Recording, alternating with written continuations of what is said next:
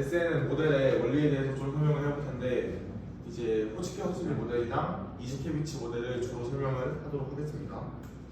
이제 AN과 SN의 차이를 보자면은 이제 가장 큰 부분을 보면은 이 스파이크를 이용한다는 점이 있습니다. 이제 일반적으로 AN에는 각각의 그런 퍼센트론들 사이에 연결이 있고 그 연결들 사이의 다중치가 역전파 같은 경우는 변화하면서 학습을 하게 되는데 이제 SN 같은 경우에는 일반적인 그런 활성함수, 뭐 렐로 같은 활성함수를 쓰지 않고 특정한 자극이 들어갔을 때 그 자극을 호치키 허슬리 모델 같은 그런 스파이크를 예측하는 모델을 이용해가지고 이 스파이크를 통해서 정보를 전달하는 것이 크게 다르다는 점입니다. 그래서 이제 가장 뉴런의 스파이크 활동을 모방하는 근본이 된다고 할 수 있는 식인 호치키 허슬리 모델을 보기 전에 이게 이 수많은 모델들이 있는데 이 수많은 모델들의 차이를 보자면은 이제 세로축은 얼마나 생물학적으로 잘 설명이 되는가, 그러니까 다양한 뉴런들의 활동을 잘 모방할 수 있는 건데 이 호치키 허슬리 모델이나 이즈케비치 모델이 이제 매우 그런 재현력의 좋음을 알 수 있고 이제 이 가로축은 계산하기가 얼마나 쉬운데 이제 계산하는 비용이 얼마나 되는데 이제 호치키 허슬리 모델은 생물학적인 재현력이 엄청 높은 대신에 이제 매우 높은 계산적인 비용이 들어가면 알 수 있고 이즈케비치 모델은 이제 독보적으로 생물학적 해상력과 함께 이제 계산에 들어간 비용 또한 매우 낮은 걸 볼 수 있습니다. 그래서 이제 호치키 허슬리 모델을 보자면은 이제 가장 먼저 생각해야 되는 것은 뉴런이 어떻게 스파이크를 만드느냐인데요. 스파이크를 만드는 가장 기본적인 원리는 이런 이온 채널을 통해서 나트륨, 뭐 소듐, 포타슘 아니면 뭐 염소 이런 이온들이 이동을 하면서 스파이크를 유도한다고 볼 수 있는데 이것을 다음과 같은 회로를 만들 수 있습니다. 이제 이게 세포 뉴런의 바깥 부분 앞부분이고 이 캐패시터를 볼 수 있는데 이 캐패시터는 이 바깥 부분과 앞부분의 이온 차이에 의해서 생기는 그런 전하가 추적되는 것을 캐패시터를 통해 표현한 것이고 이것은 이제 각각의 채널, 소듐, 포타슘 그리고 이거는 이제 A인데 이걸 이제 누설 전류라 해가지고 이제 뭐 CL 같은 거 들어갈 수 있을 것 같고 이제 거기에서 이 전기는 각각의 이온의 밸런스 전이라고 해가지고 그 이온의 차이, 이온 분포의 차이에 의해서 생기는 전류를 표현한 것입니다. 그래서 이거를 풀어보면은 이제 굉장히 간단한 RCL이기 때문에 되게 쉽게 풀 수가 있는데 일단은 그 막의 이제 이온 채널에 의한 전류의 흐름을 보자면은 각각의 이제 채널에 의한 전류를 더한 것이 결국엔 총 전류가 될 것이고 이 총 전류와 함께 이 캐패시터에 흐르는 전류를 더한 것이 결국에는 이 전체 흐름을 흐르는 전류가 될 것입니다. 이거는 뭐 간단하게 알 수 있죠. 이제 이것을 어떻게 변형을 할 것이냐 이제 오메오 원칙 다들 아시죠? 이게 G라는 기호를 모르시면은 이상할 수 있는데 그냥 정확 역수예요. 정확 역수라서 V는 I 아닌데 I는 이제 R분의 V니까 이 R의 역수인 G가 이제 그냥 대표에서 들어가고 그래서 이제 각각의 이온 채널의 정도도와 그 전체 전류 빼기 각 밸런스 전류를 뺀 것이 그 전압이 돼가지고 결국에는 그 각 이온 채널에 흐르는 전류가 되게 됩니다. 그리고 이제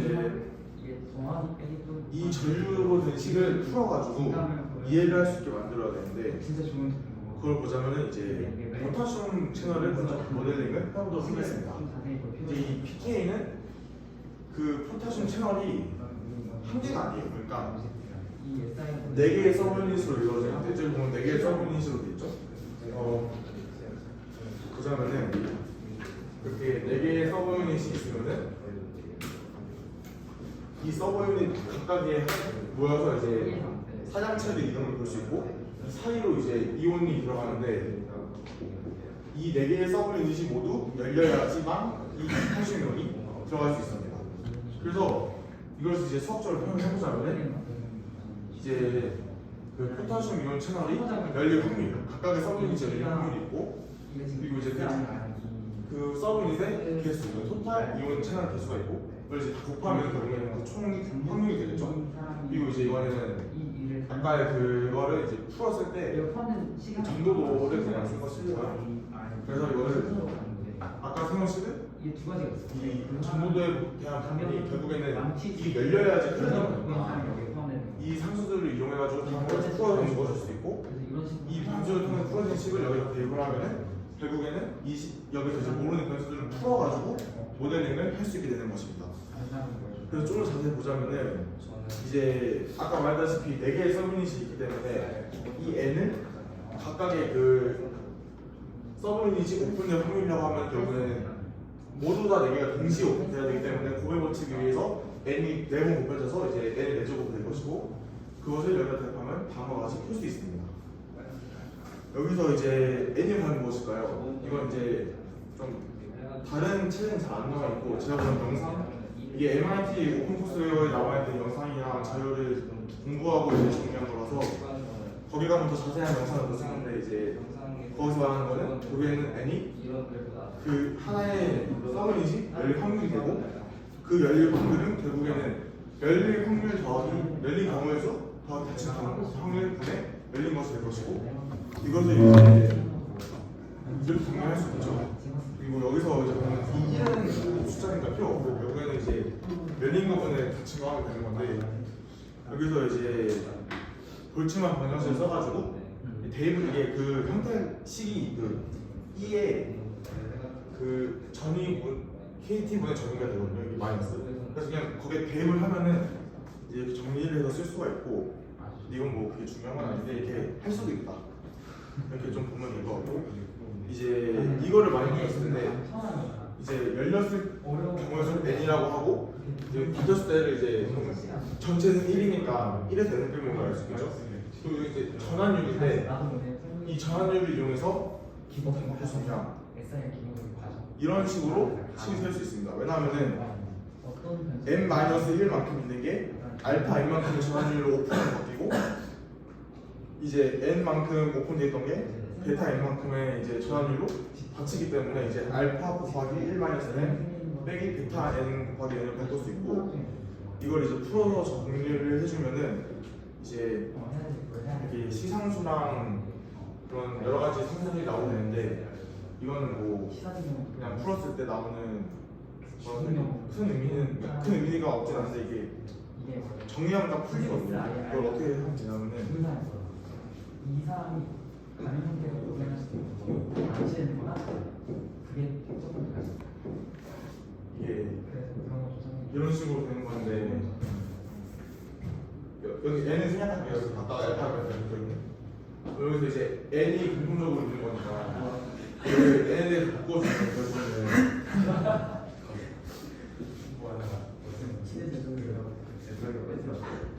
이런 식으로 바꿔줄 수 있고 여기서 이제 알파 플러스 베타 분의 1 양면을 곱해주면은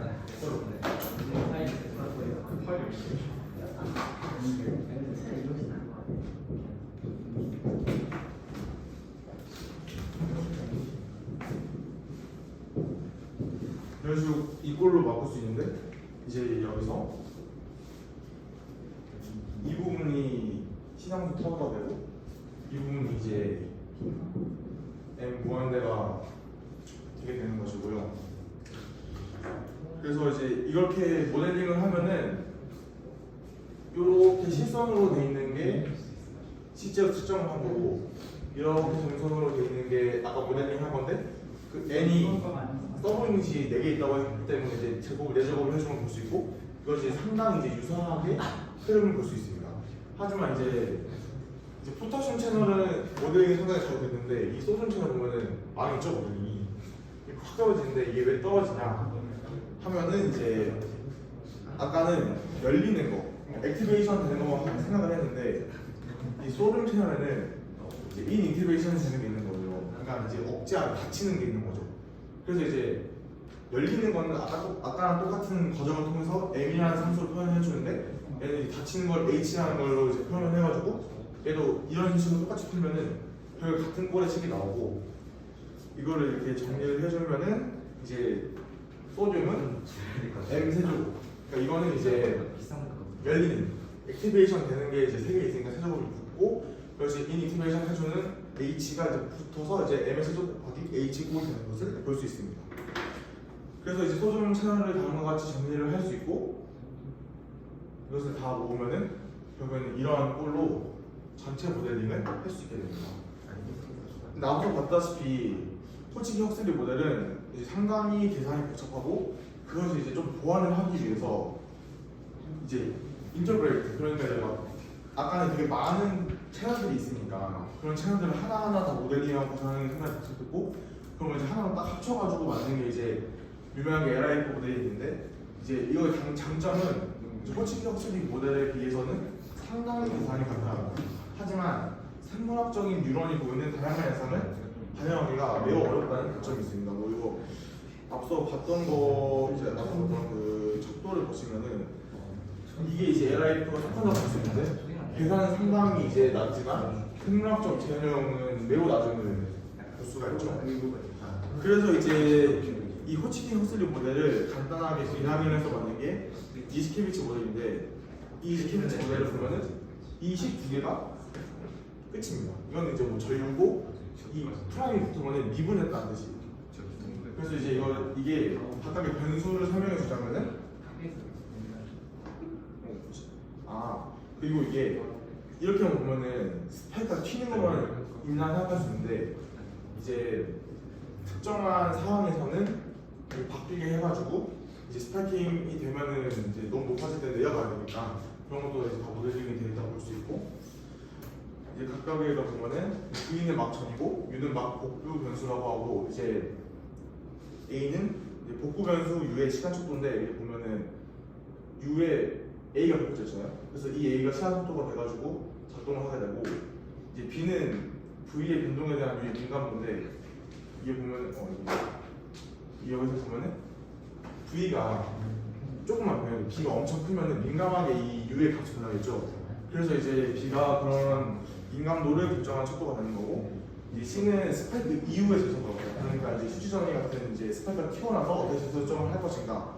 그리고 이제 D는 U가 이제 보면은 이런 식으로 되니까 U가 한번 스파이크 한 다음에도 재설정을 해줘야겠죠. 그래서 이제 D가 U의 스파이크 후 재설정 값이 되는데, 이제 V랑 U는 차원이 없는 변수고, 이제 A, B, C, D는 파라미터라 가지고 이제 의미로 설정을 하는 거예요. 특정 값을 넣어가지고. 그래서 상당히 이제 아까 봤던 호치키 허슬리 모델은 4개의 변수가 있었죠. 그 4개의 많은 변수들을 다 계산할 필요가 없이 이게 2개의 변수를만 가지고 계산을 할 수 있어서 굉장히 간단하고 이제 낮은 계산 복잡도를 보이지만, 거기 보면 이제 G의 운동 뉴런, 이제 운동 이제 피질에서의 그 활동과 이 모델을 통해서 만드는 것의 그래프를 비교해 보면 상당히 유사함을 볼 수 있죠. 이게 이제 계산 복잡도는 낮으면서 이제 생물학적인 재현력은 상당히 높다.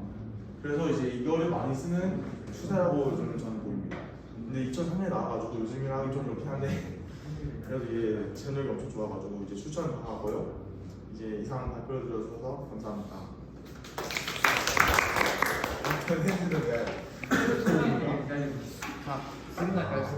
질문. 혹시 이걸 보면서 궁금한 게 있었어요? 아까 소듐 펌프 관련식에서 M이 세제곱으로 됐던 거는 소듐 펌프가 포인트가 3개였어요. 그게 아마 서브유닛 개수가 똑같이 되는 걸로 알고 있습니다. PT가 꺼져서 G 위에 바가 있는 거. 이게 그냥 G가 되게 여러 가지 상에 따라 바뀌잖아요. 그러니까 같은 G가 아니라 G라는 게 결국에는 이게 전도 같은 걸 뜻하는 통상적인 비유인데, 그런 게 이제 계속 상황에 따라서 바뀌니까 그런 부분을 이제 헷갈리지 않게 표시를 해주는 그 LIF 모델이나 그런 건 좀 억지로 끼워 맞히는 느낌이 좀 있는데, 얘가 딱 모델링의 정석이라서 이게 한 방에 이해하기가 쉽지 않거든요. 아까 보니까 IC로 내용을 몰라가지고 더더욱 이해를 못할 것 같습니다. 근데 이제 그냥 간단하게 해석하면서 설명을 다시 한번 해보려고 할게요.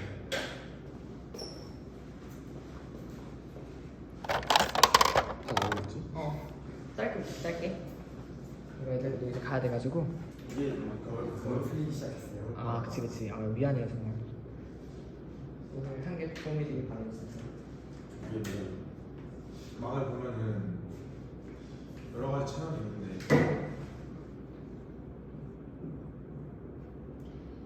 근데 뭐 두 개가 가장 중요한 게 소듐이랑 포타슘이고, 그 소듐이랑 포타슘 그거 외에 이것저것들을 이제 그냥 한 이거 생각을 한다 했을 때 이게 밖에는 소듐이 많은 거고 안에 당연히 포타슘이 많은 거고.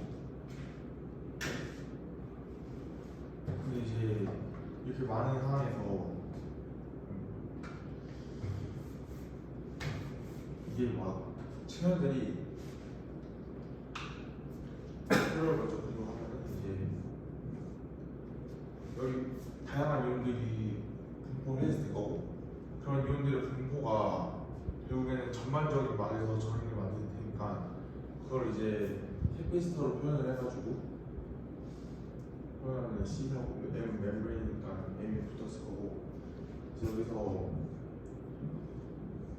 각 대표적인 거 두 개를 명시적으로 표현을 하고 나머지는 누설 정리로 표현을 하는데 이제 이때 왜 이런 채널들을 저항으로서 생각을 할까를 생각해보면은 이게 이동을 하고자 할 때 딱 그냥 한 방에 탁 가는 게 아니라 결국에는 여기를 흘러서 간다고 생각을 하면은 이게 도성같이 생각이 될 수가 있으니까 왜냐면은 이 통로가 있고 이 통로 사이로 이제 이온들이 이동을 해서 가는 거니까 이것을 이제 저항 이게 요즘 강화를 위해서 있는 저항이 아니라 얘는 진짜로 이것을 표현하기 위한 생물학적인 현상을 해석하기 위해서 들어간 이제 저항이라고 보면 될 것 같고 이제 뭐 여기 있는 그런 이 전압차를 각각을 주는 거는 아까 이제 호진이가 설명했던 네렌스트 전이가 각각의 이론에 따라 존재할 것이고 그것이 결국엔 이동하고자 하는 힘을 만들 거니까 이제 그것이 표현이 돼서 이 회로가 나오고 이제 이것을 써보면은 먼저 이제 저항부터 푸는데 이제 저항을 풀면은 이게 다 더한 걸 IM이라고 할 때 결국엔 이것이 소듐, 포타슘하고 나머지 기타 등등이 있다고 했을 때 이걸 더한 게 될 것이고 이때 이것만 있는 게 아니라 이 캐피시터에서 흐르는 것도 있을 텐데 이 캐피시터가 이제 전환량은 이 전기 용량 곱하기 전압차가 되고 이때 이것을 미분해 준 게 전류가 되거든. 그래가지고 이제 전체 이제 전류를 구하면은 그걸 이제 이렇게 하면은 결국에는 각 이온 채널에 의한 전류의 합 더하기 이제 C는 그대로 나오는데 V가 이제 이온에 들어가가지고 이런 걸로 정리가 되게 됩니다. 정리되는 거예요. 그래가지고 이제 여기서 좀 더 풀어주는 게 이 결국에는 전류 자체가 그냥 쓰면은 의미가 없으니까 그러니까 우리가 아는 값으로 바꿔가지고 모델링을 할 수 있게 바꿔야 되니까 그 V는 II라는 아주 유명한 동명 법칙을 역으로 풀어주면 결국에는 I는 R분의 V가 될 것이고 근데 이것을 G로 바꿔주면은 결국에는 이 GV인데 이 V가 이제 여기 전체에 흐르는 이제 힘이 있을 거고 이 각각에서 나오는 그런 기전력들이 있을 테니까 그것을 모두 고려를 해가지고 이제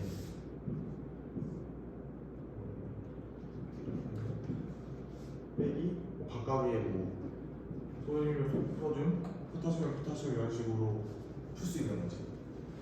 근데 이제 이 G를 어떻게 더 풀 것인가 고민을 해보면은 결국에는 이제 이상 내가 알기로는 이제 모델링을 할 때 그 전에 실험들을 이제 했거든요. 그러니까 이게 수학적인 것만 가지고 모든 것을 한 것이 아니라 이 사람들이 이제 거대 오징어 숙살이라는 아주 신경과학에서 유명한 신경이죠. 이게 오징어 같은 애들은 상당히 고차원적인 그런 신경들을 가지고 있지만 그 척추 동물과는 다른 방향으로 이제 진화를 해온 것이고 이제 척추 동물 같은 경우에는 뉴런을 이제 수초가 감싸면서 도약전을 하면서 빠르게 신경 갈수 있는데 이제 무척추 동물에서 오징어 같은 두 종류의 있는 애들은 그게 없어가지고 이제 무식하게 크기를 키우면 이제 해결이 되니까 정말 어마무시하게 큰 그냥 눈으로 봐도 이제 보이는 그런 신경을 가지고 있는데 뭐 그런 것들을 가지고 별의별 다 했어요. 뭐 이제 뭐 여기다 뭐 적어도 먹고 다 측정하는 거예요. 이제 소중이 어떻게 반응을 하는지 포타슘이 어떻게 반응을 하는지 보면서 이제 막 이렇게 뭐 흘러가는 걸 보는데 이런 모델을 가지고 이제 자기가 세운 식을 이제 맞춰가면서 찾은 걸로 알고 있는데 이제는 이제 엑스선 결정학 같은 거를 잘 사용을 하면은 그런 단백질의 구조를 볼 수 있으니까 그런 관점에서 해석을 해보자면은 이 채널에 흐르는 이온의 흐름 같은 거를 결국은 열려야지 흐르니까 열리는 거에 대한 모델링을 해볼 수가 있고 그때 이제 각각의 서브유닛이 열릴 확률이랑 결국 그 서브유닛의 개수 같은 거 이온 채널의 개수가 굉장히 중요할 것이고 그때 이것이 가장 큰 영향을 미칠 게 당연히 이제 전도도겠죠. 왜냐하면 이게 결국에는 열려야지 흐르는 거니까 이제 표현될 텐데 이것을 이제 이때 그냥 아까 생으로 아무것도 안 표현했을 때 G랑 이때 G는 다를 테니까 이때 이제 들어가는 G를 소문자로 표현하셔가지고 많이 사용하는 G 같은 걸 표현해 주는 거고 그래서 이런 식으로 풀게 될 텐데 이제 이때 PK를 좀 더 자세히 보자면 N 이런 거는 그냥 그 채널의 개수니까 결국 중요한 거는 그 한 채널을 잘 이해하면은 결국 그 채널 개수는 자동적으로 나오는 거고 이 각 하나의 채널이 열릴 것을 보자면은 이제 이것을 볼 때는 그 아까 말했다시피 서브 유닛이 모두 열리는 걸 생각을 해야 되는데 뭐 이렇게 보면 조금 더 이해가 안 갈 수도 있으니까 이거는 이제 이해를 위한 그림이라고 하면은 이제 여기 4개의 판이 있다고 생각하면 돼요. 이 포타슘 채널에는 거기 4개의 판이 모두 열려야지 이렇게 딱 붙어서 열려야지만 이온이 밑으로 통과를 할 수 있는 모두 열리는 게 될 거고 이때 이제 이 하나의 서브 유닛이 열릴 확률을 n이라고 하면은 결국에는 이 4개가 모두 다 열려야 되는 그러니까 이제 그러면 이게 사건이 한 번에 탁 일어나야 되고 이게 확률에서 고백 법칙에 의해서 이것을 사용할 수 있을 것이고 각각의 서브 유닛이 열릴 확률은 이제 똑같다고 가정을 하면 결국에는 이것은 n 곱하기 n은 편한 그냥 n에 대해서 꼴로 정리를 할 수 있어서 결국엔 이것이 이제 포타슘 채널에 대한 모델링이 되게 되는데 이제 이게 문제가 무엇이냐 하면은 이 n이 무엇인가 이 n이 어떻게 변할 것인가를 모르면은 의미가 없다. 왜냐면 이게 어떻게 열릴지 내가 어떻게 하냐 이런 확률이 그래서 이제 이 사람들이 n을 찾는 거예요. 이 n이 어떻게 바뀔까 이 n이 어떤 식으로 변할까 찾아보면은 이제 닫혔을 때 C라고 하고 열렸을 때 O라고 하면은 결국엔 이 변화가 닫히고 열릴 수도 있고 열리고 하나 닫힐 수도 있겠죠. 이게 왔다 갔다 할 수 있는 것이고 당연히 근데 이것이 확률적으로 뭐 열릴 확률 n이라고 했으니까 이게 n이라고 하면은 결국엔 닫힐 확률은 전체 확률을 다 더했을 때 1이 되게 되니까 1 마이너스 n이 되는 것이고 이것이 이제 전환될 수 있는 그런 비율 뭐 화학 반응도론에서 소도 상수 같은 개념으로 이제 전환율로 알파 n, 베타 n을 각각 쓰게 되는 겁니다. 그래서 이제 이것을 너무 다양하게 풀 수 있죠. 왜냐하면 n의 확률을 문제하면 내가 알파 n만큼의 전환율로 닫히니까 그 열리는 것만을 모델링을 한다면은 그래서 결국에는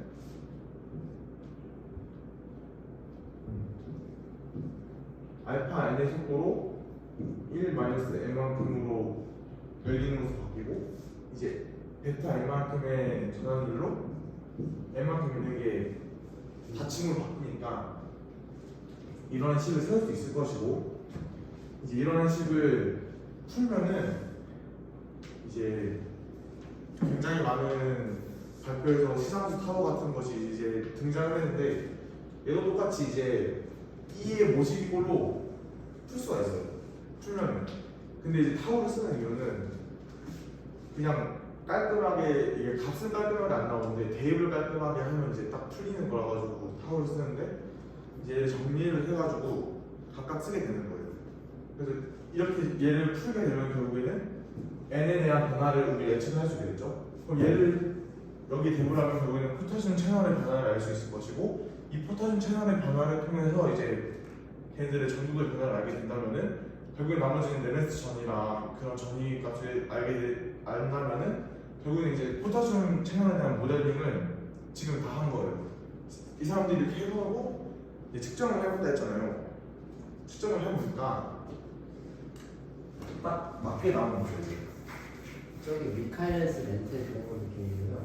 그렇지. 이제 미카엘스 멘텐 느낌인데 그건 이제 반응을 하면서 이렇게 변하는 거를 이제 화학적인 반응으로 생각하고 이렇게 열리고 닫히는 거를 전환율로서 생각하는 그냥 확률이니까.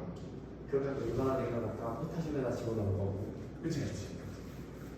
근데 이제 이걸 포타슘을 딱 해보니까 대충 이 사람들이 측정한 거를 검은색으로 쓰면은 뭐 이런 느낌으로 나왔다 했을 때 포타슘은 거의 느낌이 이런 느낌으로 나왔다.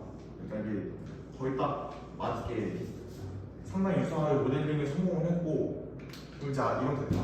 근데 소듐을 똑같이 해보니까 소듐을 보니까 이제 얘가 막 갑자기 그래서 이렇게 떨어진다. 그러니까 모델링이 이게 그림을 못 보여서 진짜 별 차이가 없는데 이해됐습니다. 이게 얘는 거의 진짜 포타슘은 이게 거의 이제 똑같이 나오는데 소듐은 완전히 다른 식으로 나오고 있는. 그래서 무언가 다른 게 있다. 그게 뭐냐 하면은 이제 소듐은 열려서 이제 활성화시키는 오픈만 하는 게 아니라 닫힘으로써 억제하는 것이 존재했던 것이고 이제 그걸 아까 포타슘 채널에서 보였던 것처럼 한다면은 이제 이렇게 세 개가 막고 있는데 얘네가 열렸을 때 갑자기 여기 달려있던 애가 딱 막아버리는. 그러면 닫히는 것도 모델링을 할 필요가 있었다. 근데 이 닫히는 것도 이제 별로 모델링이 어렵지가 않게 이 열리는 거는 아까 포타슘 채널에서 했던 거랑 똑같고 이 닫히는 것도 결국에는 열리고 닫히는 거니까 아까 포타슘 채널에서 모델링 했던 거를 똑같이 모델링을 하면은 다 모델링 할 수 있다. 뭔 말인지 알겠죠? 그러니까 그런 식으로 이제 열리고 닫히는 거를 확률적으로 모델링을 하면서 이제 포타슘 채널, 소듐 채널에서 열려서 흐르게 해주는 그 변수에 대한 값이 m이 되는 거고 닫히게 해주는 값이 h가 돼서 결국에는 이제 이 소듐 채널 한 개가 열리는 것을 고려를 하면은 m의 세제곱 곱하기 h로 모델링을 할 수 있다. 그래서 이런 식으로 모델링을 하게 되면은 이제 포타슘을 해봤지만 이 G가 위에 바닥 붙는 건 아까 말했다시피 그냥 맨 처음에 시작했던 그 G랑은 값이 달라진 거니까. 왜냐면 이렇게 모델링하면서 새로운 값이 붙었을 것이고 이 뒤에 있는 그거는 아까랑 똑같은 K였어요. 이런 식으로 모델링을 할 수 있었고 이제 포타슘 채널도 똑같이 모델링을 했으니까 결국에는 이제 전체 변화를 우리가 알 수 있는 값으로 다 바꿔서 이제 모델링을 했다.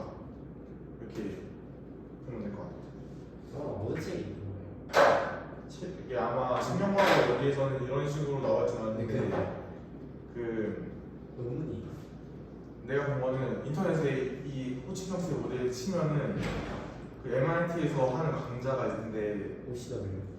OCW 오픈 코스예요. 거기서 이제 강좌 보고 정리해서 이제 왜냐면 거기는 이런 내용이 아니라 이런 내용을 부가적으로 해서 앞서 말했다시피 실험을 했다고 했잖아요. 그래서 이제 그 실험을 한 내용까지 포함을 해서 좀 더 포괄적으로 다양한 설명을 해주고 그건 이제 2시간이 넘는 이제 그런 거고 이제 저는 수십만 정리해서 했는데 이런 게 이제 이런 생각이 들 수 있어요. 이게 복잡하고 결국에는 써먹지도 못하는 걸 모델링을 하냐 생각할 수 있는데 결국에는 이렇게 모델링한 값이 있었기 때문에 저 LIP 모델로 간단하게 모델링을 할 수 있었을 것이고 특히 아까 제가 말했던 이시케비치 모델은 이런 호치킨스키 모델에 의해서 만들어진 것을 파라미터를 표현하고 간략화한 것이라 가지고 저희도 결국에는 뭐 아스트로사이트 같은 거에서 미친 영향을 회로적으로 표현할 거니까 이런 회로적인 걸 풀 때 이런 호치키 헉슬리라는 그런 노벨상을 받은 사람들이 어떤 식으로 접근했는지를 생각해 보면 좋을 것 같아요.